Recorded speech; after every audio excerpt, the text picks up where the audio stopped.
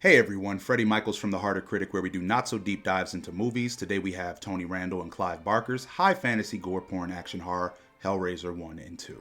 But before we get into the overall synopsis, review, and rating, please like, share, and subscribe, hit the notification bell, and let's get into it.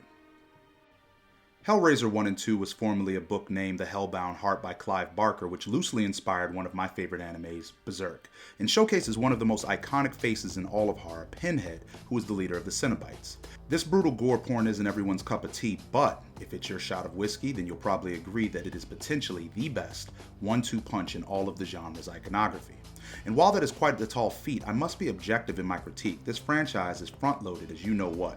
But with so much ground to cover in these two installments, I'll leave you in suspense no longer, and we'll begin our synopsis here. The story begins with this sweaty, sexy, unforgivable fucker Frank Cotton, who acquires this puzzle box from a dirty finger salesman known as the Lament Configuration. Not the salesman, the box. I swear I'll be better moving forward. So anyway, this groovy nympho grew tired of the endeavors of flesh and sought to look outward to even more ways to appease his masculine wiles. And when box wasn't enough, he purchased a golden box, fingered said golden box, and said Candyman 3 times around candles before being viciously torn apart by every orifice, nook, and cranny on that hairy body of his, only to eventually be pulled inside the box. Oh my gosh.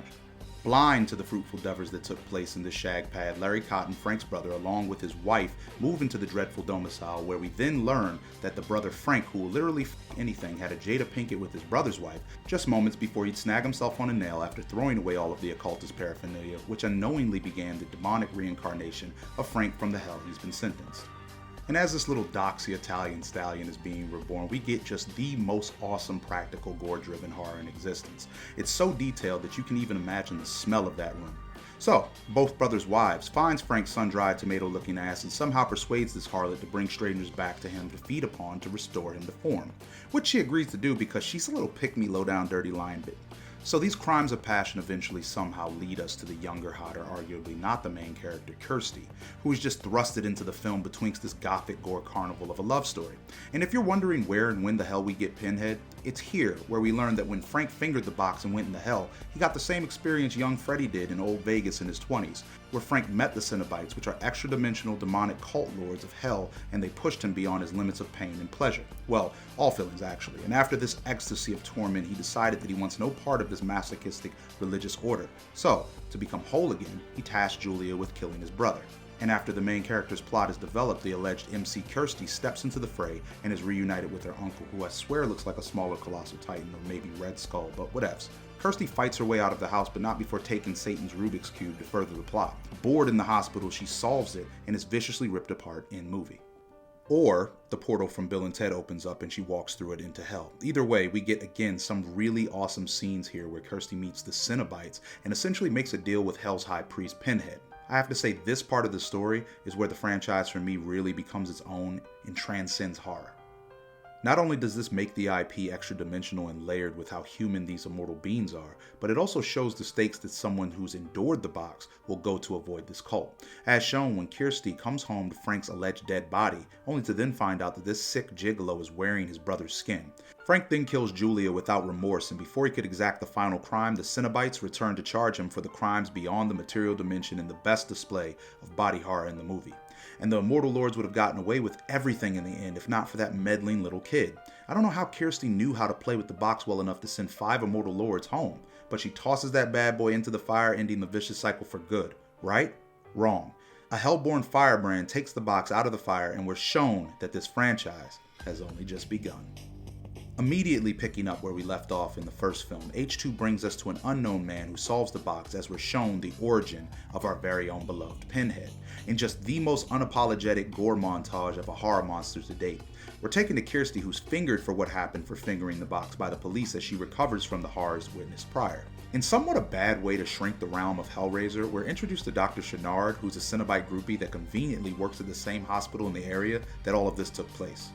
He establishes himself as the main antagonist by convincing one of his lesser mentally stable patients to deactivate his profile with Life.com in an effort to resurrect Julia and prove to himself that all of his years of studying was in fact accurate. And with the Doctor bringing Julia as the one from the other side, it completely redeems the character and gives her a personality while also establishing Curtsy at the same time. I understand that some may think H1 is better than H2, but it's this dynamic alone that puts H2 in the conversation with the one before it, along with also concluding the story and having better practical effects. If you thought that character couldn't be any more irredeemable, the Doctor has no remorse and uses another patient of his to open up the box to explore hell.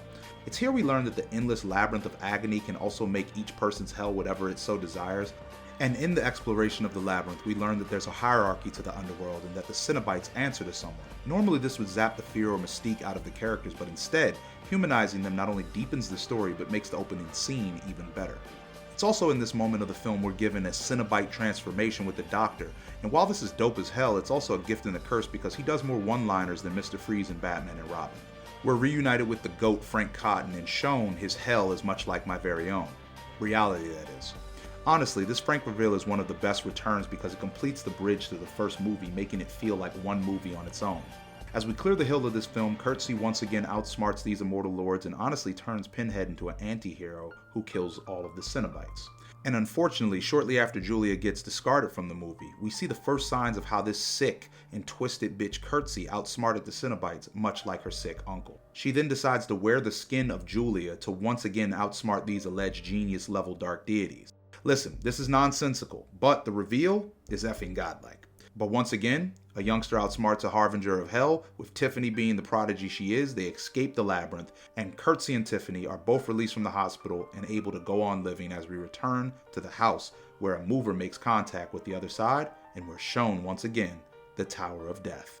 So, what are the pros? Decent acting for the times and the best practical gore porn to date.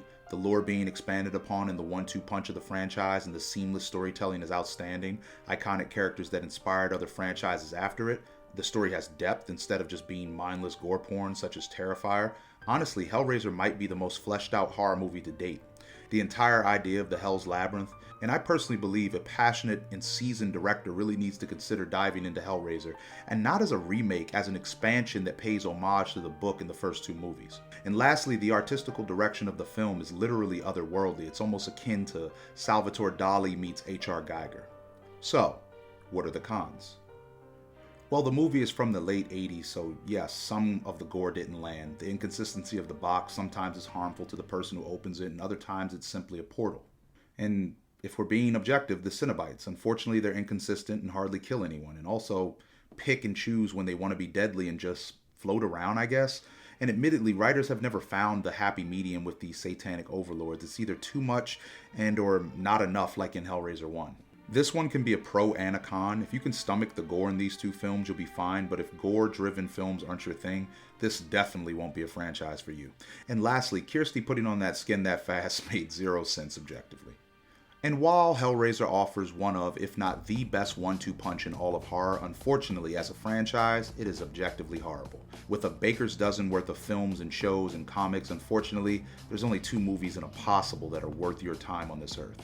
If you consider yourself a horror movie fan, you have to give these films at least 1 spin, because this duo is unforgettable and truly push the genre forward. Hellraiser is the death metal of horror. While it might not be for everyone, its complexity and depth of story, coupled with designs that'll never be duplicated correctly again, truly are a thing of legend. Whether it's Frank's obsessive nature or Julia's hatred and rage, Dr. Channard's constant apathetic puns, whenever, however, wherever this sadomasochistic grid pattern finds you, know that so long as these 2 movies exist, Hellraiser 1 and 2 will be pinned amongst the top of horror with a 9.5 out of 10. If you've enjoyed this video, please don't forget to like, share, and subscribe. Leave a comment of what you thought about the video or any movie that you would like to see me review next. As always, be well, and I'll see you soon.